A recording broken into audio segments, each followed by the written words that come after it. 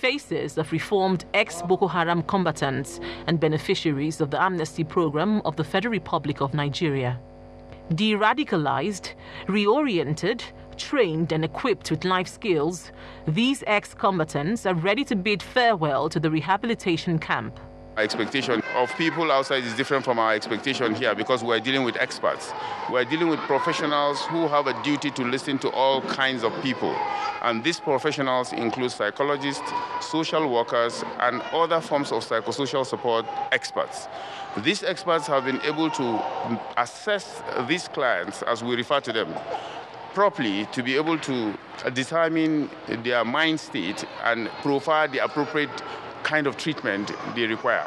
And based on that, we did not envisage any fear as to what we want to achieve. And so far, so good. After 12 months of conducting this program for this particular set, we can say that we are confident that we'll have a more improved program when we receive the next set. But will members of their communities accept them with open arms? The Nigerian army is not leaving that to chance.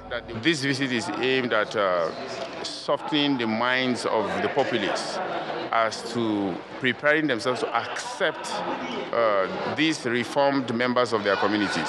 So coming here is able to reduce the shock that they will, meet at the point of a reintegration.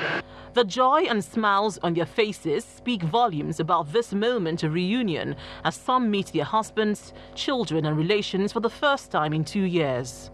They are ready to go back to reunite with their families and relatives at their various localities. Some visitors at the event expressed optimism that these reformed Nigerians are fit to be reintegrated into the society, but remorseful about their past behaviors. These ex-Boko Haram members are asking Nigerians to forgive and accept them back into the society.